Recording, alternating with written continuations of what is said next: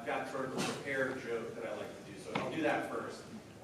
My favorite line that Aizawa does, he does it in almost every episode. And you've heard it many, many times. Get ready. Is everybody ready? Here it comes.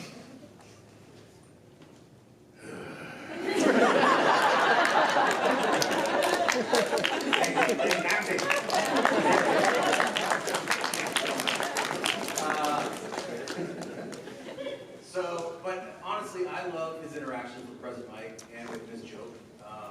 Anytime he gets paired with them in a scene, I am for it. I am there for it. Because I just love him being grouchy. I love him being annoyed. So like one of my favorites that I write on a lot of Funko Pops that people request is, why is everyone around me so noisy? And that was from a scene where he was, sitting with Miss Joke, just musing on how loud and annoying. I feel like he's just attracted to his opposites, and his opposites are attracted to him. I think it's a fun dynamic within the show, and so that's probably my second favorite. Thank you. Okay, thank you. There's actually movies now, or temporarily here, right? Who's gone to it? Oh, okay, cool. All right, was it good? Yeah, how was the food? Yeah, good stuff? All right, I need to make my way over there because I don't know that we're going to see these guys over here, but I want you to make some noise because they're about to take the stage, of course, from Clerks, and one of them's from Clerks 2, and we'll see them all again, and Clerks 3. Hey. First off, you know him as Elias from Clerks 3. Make some noise for Mr. Trevor!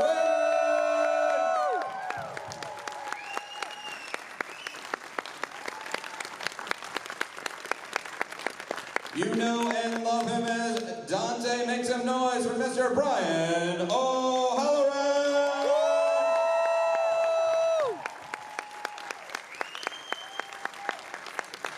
And certainly, last but not least, you know him as Randall. Make some noise for Mr. Jeff Anderson!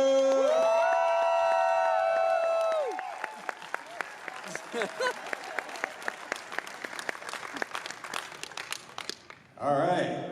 Hey, guys. Welcome to Orlando. Hi. Thanks for having us. It's weird because we were peeking out the window at the curtain there and seeing this side of the room only. I'm like, wow, that's a little light. 12 people here, better than we normally do. Not knowing how many ballrooms they had taped together here to put this together. So it's good to be here. Thank you, Orlando, for having us. Good to be back. It's always good, you're at a fancy show when they have the sign language interpreter as well. It's always fun to have the sign language interpreters here. Give it up for them. Give a round of applause for the sign language. No. Did anyone see the Oscar? Yeah. So. Otherwise, it'll happen again. Someone gets slapped for saying something in their mouth. So. Make sure you do it right. I've made some terrible choices in my life. Yes. Usually, when I enter an empty room with that feeling, it's my bathroom at home. Gross. And oddly, it's like 3 times a day I just look in that mirror and go, I really made some bad choices. No, but there's never been a time where I've been like, oh my God, why am I even here? And that type of thing. And when we have people and fans like this that are really committed to the kind of, are you even supposed to be here today kind of thing, or poor Marilyn Gigliotti, who smells like shoe polish, or try not to suck any dick on the way through the parking lot. I always wait a little bit to let the interpreter catch up to me. Because I always like, how do we do suck a dick in the parking lot? Oh, right.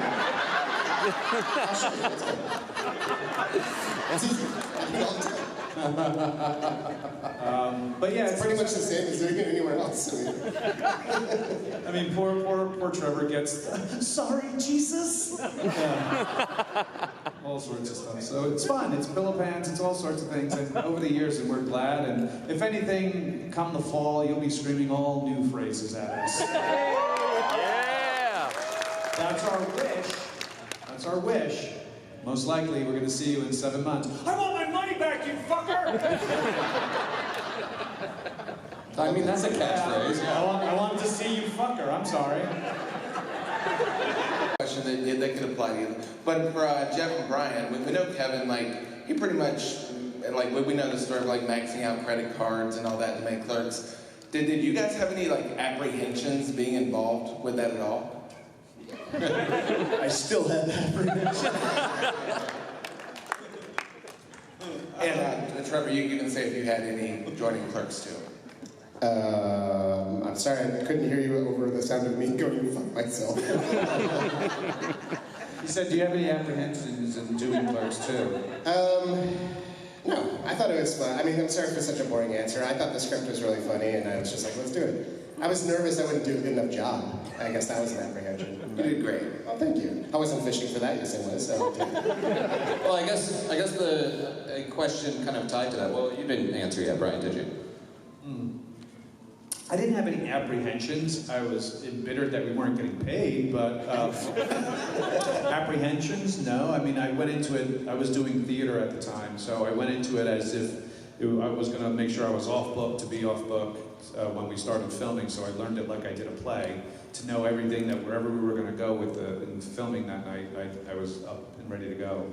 And so that was the only thing I was nervous was like, wasting any film, because it's not like in a rehearsal process or even a performance of a live audience, you can kind of stop and kind of gather yourself and continue.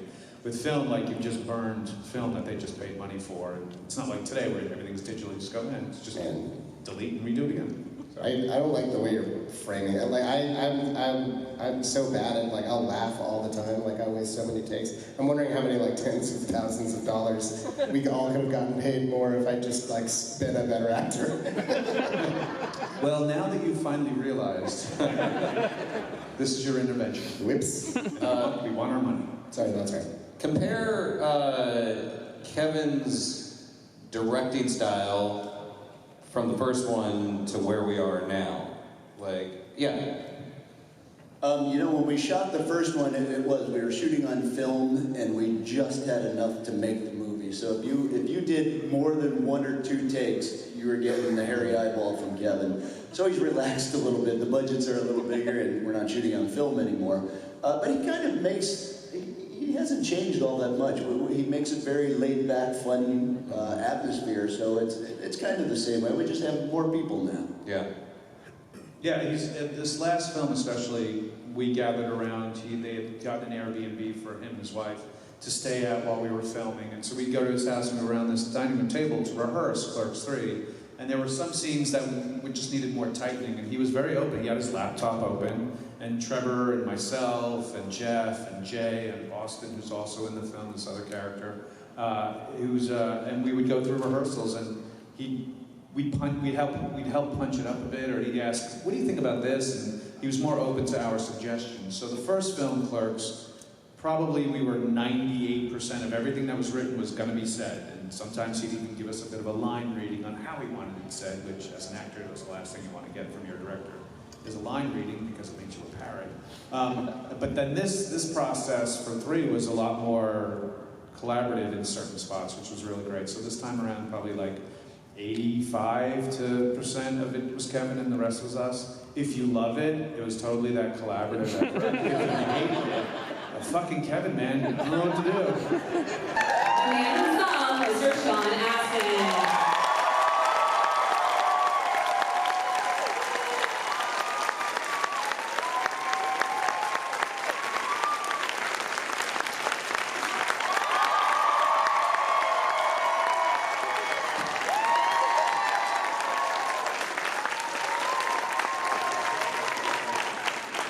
That was really fun. Hi. Most exciting morning person I've ever met. How's Florida? I'm from the other peninsula state. We have a lot in common.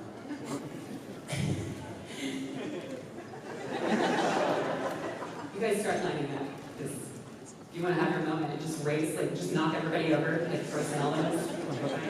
So this morning I was looking at some of the things you've been working on. I just want to refresh myself, and I found the most amazing thing that I don't know how I didn't know it existed, which was your Rudy KFC commercial. Does anyone know? Does everybody know about this? Yeah. It was. My mind exploded. So it's Rudy, and his dream after playing for Notre Dame is he wants to become the Colonel.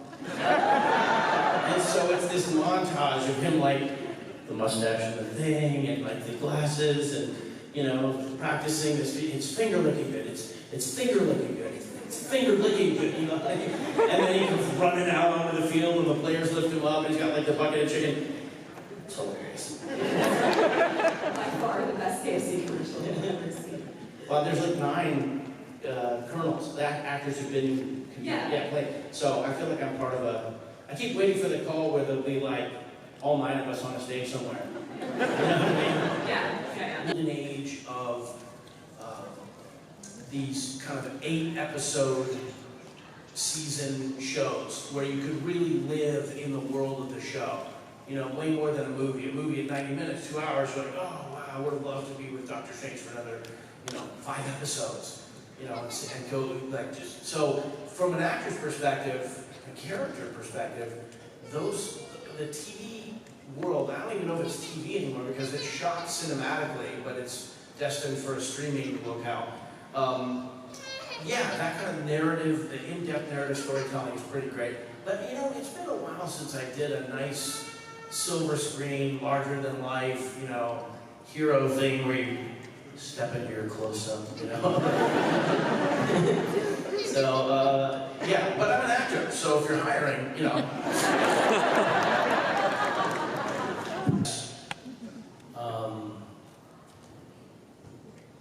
I wrote a book trying to capture, they're back again, An Actor's Tale. And I was trying to capture what I learned as an actor throughout my career, and but probably a lot of the lessons that I took away were life, spiritual, professionalism. I don't know how to, at this moment, I'm not sure how I can capture it except to say that, when I made movies before Lord of the Rings, first I made them for myself. I was the audience. If we were doing a chase scene, I wanted the chase scene to be great. And I would determine for myself if it was great, if I thought it was great. I wasn't really conscious or mindful of how the audience was going to experience the chase scene. I think the idea was if I liked it, then other people would like it, so I'm almost like a surrogate for the audience, that the evaluating what I think. On Lord of the Rings, there was very much this idea, what are fans going to like? What is the experience the audience going to be in this cave troll sequence? That kind of thing. So, and there's the power of fiction and the power of your imagination. I had so many bizarre epiphanies and things. After we finished filming, we went back to Los Angeles, and the first one was getting ready to come out, and they were already starting the merchandising. And Games Workshop did a series of The Fellowship in pewter. And so they sent a little pewter Sam. And this is how I'm so stupid, but I was at my house in Los Angeles, and I get it, and I'm holding this little thing in my hand, and I hadn't dropped acid or anything, but I went into the character. I feel when there's a telescoping kind of shot in a movie where it just kind of stretches out and then collapses back in. I felt like I went into the character, and I felt like I was in my hand looking back at me. And I was like, this is the first time I felt like a hobbit in terms of scale. Because the first day we went down there, we went onto the stage where they had 2 sets built. I guess maybe it was Bag End, and there was a bar as well, the Bomber or whatever it was, but one of the in Bree, Prancing Pony, yeah. So when we walked into the miniature Bag End, it was awesome because you're like, oh, little hobbits live in here, and you bend down and you're looking at it grabs your imagination, it's so cool. But they're like, yeah, you're not filming in here, you're filming in that big one over there. And you walk in over there and it's just like a room. And for other people, they're gonna look and go, oh, look at little hobbits. But I somehow felt robbed of that, like, the joy of, you know, oh, hobbits, until afterwards. But there's something about that, like the whimsy, remembering imagination, remembering, you know, when you hear about a new franchise or a new story or a new book, I think I just learned how to enjoy it better, or to make the leap. Stage, the one, the only, Mark Shepard!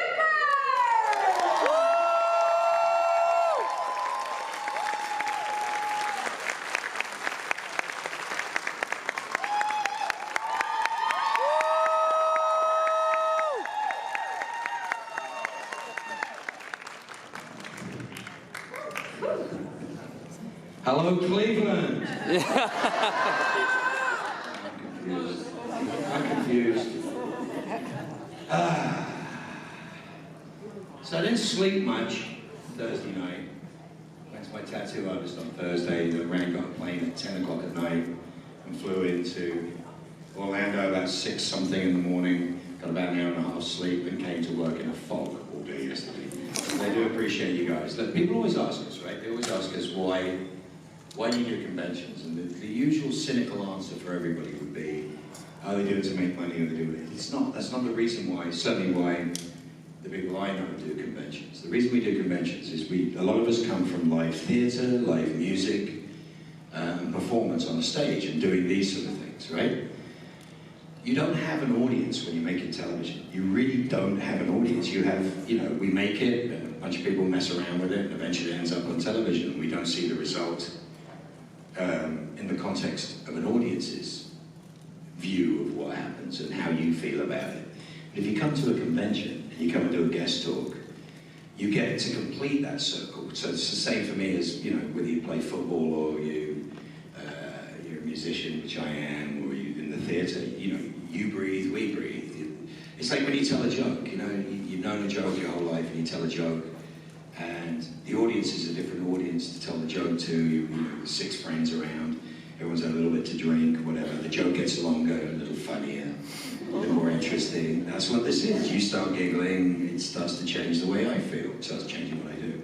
So for those of us who are performers, I remember Matt Smith from Doctor Who. Matt had not done a convention before. A friend of mine was running a big convention and wanted to bring Matt. And he said, what's it like? And he had no idea. And all he had was this sort of negative, you know, view of what fans, I hate the word fans. You know I hate the word fans because it means fanatic. A fanatic is a derogatory, derisory term about somebody who likes something but is a little not understandable to the mainstream. It's like, my God, you dressed as something, or my God, you freak out over this, that, and the other. It's always been looked at as a negative thing by the press or TV stations, whatever, you know. But what they always forget is there's never an instance where, you know, 400 fans rob a 7-Eleven. So you get the issue of the fact that we tend to come together and do nice things for other people. It's a very odd circumstance if you think about it.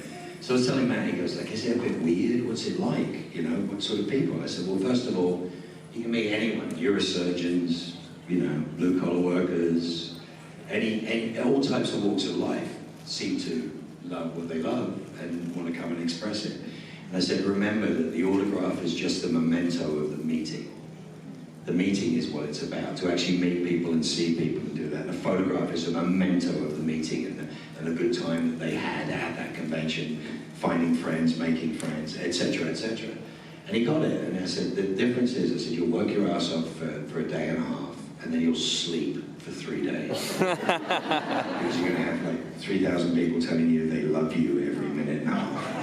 And it's just phenomenal. And he did it, and he loved doing it. And he was like, wow, you're absolutely right. I said, look, you come from football and theatre and all these things, and you're used to a crowd. You're used to somebody, like your smiling face changes the way my expression is, or how I feel. You're actually talking to people, not into a camera.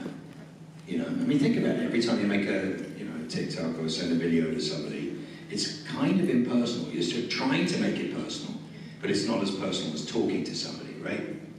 So the reason why I do this, the reason why we try to make the conventions, certainly the supernatural conventions and my experience in all of that, as good as we could make it. It's why we built a concert, that's why we did all those things. It's because it's a connection with the people that consume our product, I guess. And it's the only way you're ever going to find out how truly loved you are and what people really think about what you're doing. I think it's fascinating. Ladies and gentlemen, please make some noise for Chris Sabat and Justin Bryant.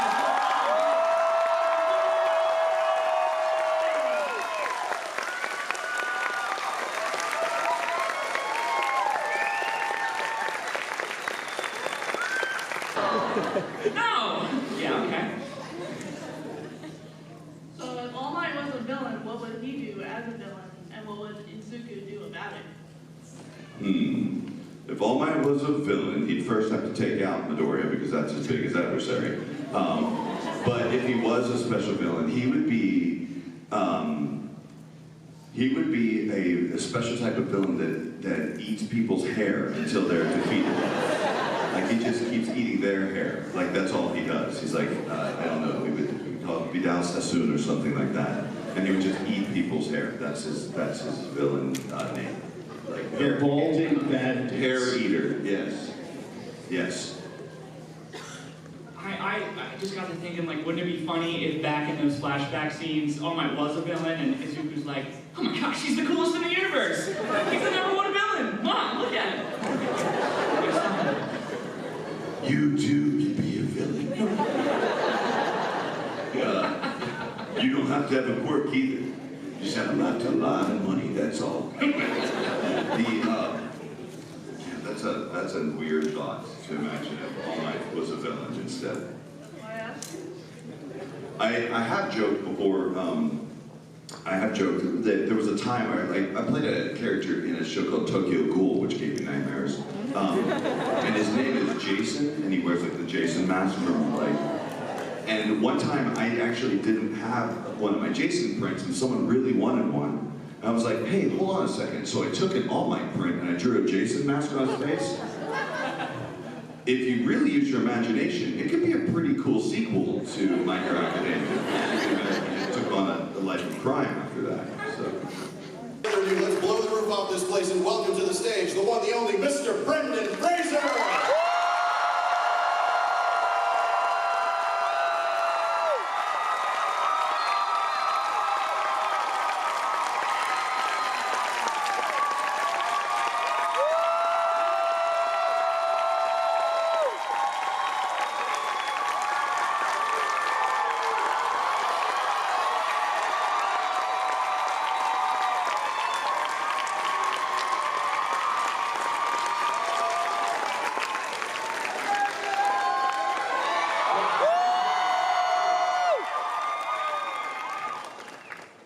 Well, I'm glad you could all make it.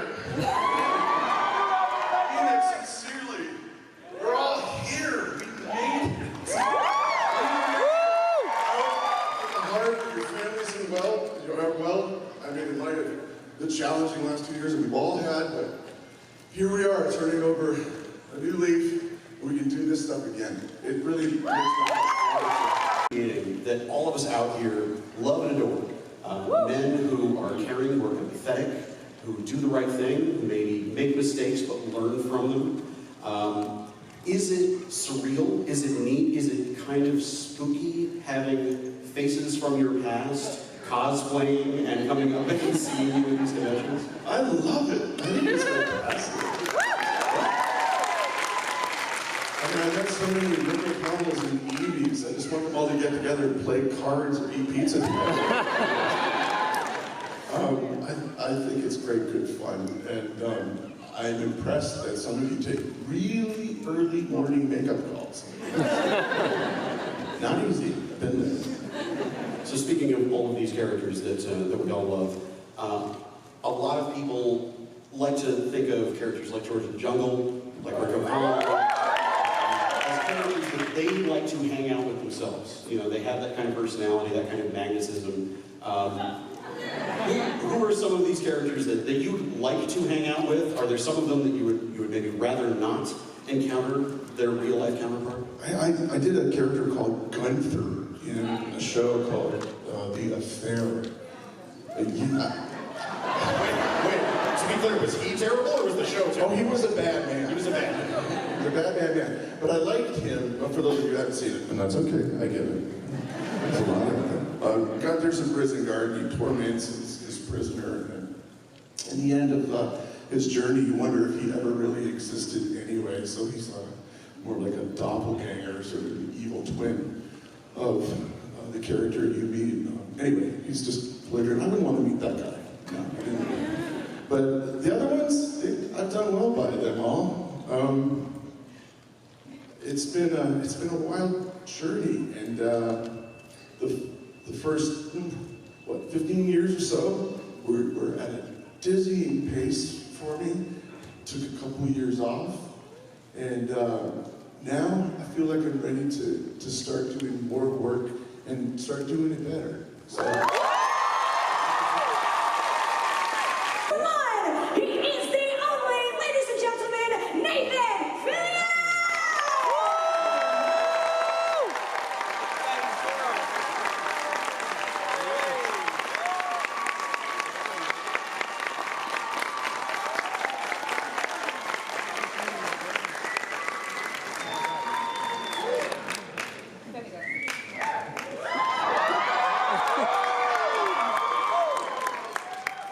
Thank you. How's it going? So far, so great. Look.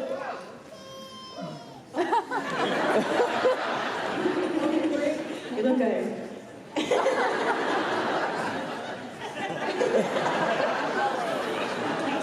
Keep that hairpiece straight. It's like you just became self-aware. I love it. Well, as we're bringing in the rest of the guests, before we take fan questions, so I wanted to ask you something. What I saw online was you said you were going to fact check, right? First, they were going to look at your bio. Is this correct? Yes. Okay, so everything looked good. Bio was good. I think, yeah, yes. Okay. And then you were going to make it here, which obviously you did. Check. You have arrived. Check. The third thing was you wanted to exact revenge on Matthew Lewis. Yeah. So where are we at with that, Nathan? Well, my plan was to embarrass him we went to Top Golf last night. Do a little, you know how you go bowling and have snacks? It's the same thing, but with the driving range. That didn't work out. I forgot to learn how to golf. So, I should have put that on the checklist. So I got trounced. It was bad. It was bad. So I think that's actually part of it. If you actually kind of think it through, nobility doesn't come with superpowers. That has to come with like life experience and stuff. If any of us here in this room were to be granted a superpower, I think the first thing that would happen is they'd turn into an ant. That's certainly what would happen to me. So I think you'd have to, what makes a good superhero? I think tragedy. Batman, Peter Parker, these guys suffered tragedies. Orphans, Superman, orphan, you know? Entire planet gone. You have to suffer tragedy in order to become something noble. I think so, yeah, I think tragedy is important there. Sorry, I'm here. Yeah, and then I had a double hernia surgery, so I was like bedridden. I was like, you know, on my couch for a couple of weeks. And that game, wow. And then I started discovering all my friends were really into it. Then we started doing these kind of Halo nights, these LAN parties before Halo 2. We did go online. We were deep in Halo. Now, you don't know this, but when I started, I was public about my affection for Halo, my affinity for Halo, so they started putting my voice into it. They started having me come down and do some voice work for them until I got a character of my own. It was fantastic. My friends, we all play together. We jokingly call ourselves the Star Snakes because it's such a dumb name. And, oh, you haven't heard of Star Snakes? Yeah, we're a pretty big deal. And when I was recording one of these long, you go for 4 hours of just, you know, what are you doing? Look out behind you, grenade! You have to just keep yelling these things out. And if these certain things happen in the game, you'll hear my voice say this. So in Halo 5, you can have Buck as one of your commentators. If you put all the players you can, if you load up a vehicle with all the players you can and you run someone over, you'll hear me say, "Buckle up, Star Snakes."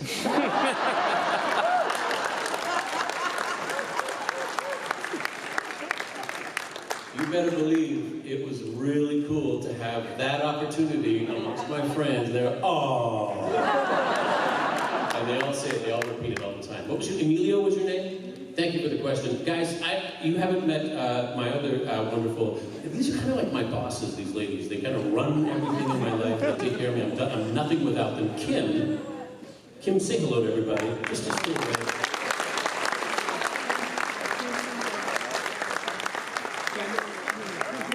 Kim, you have a watch, right? It was a gift, and then it's still a gift. But to Emilio. Thank you, that's awesome, thank you. Emilio, this is for you.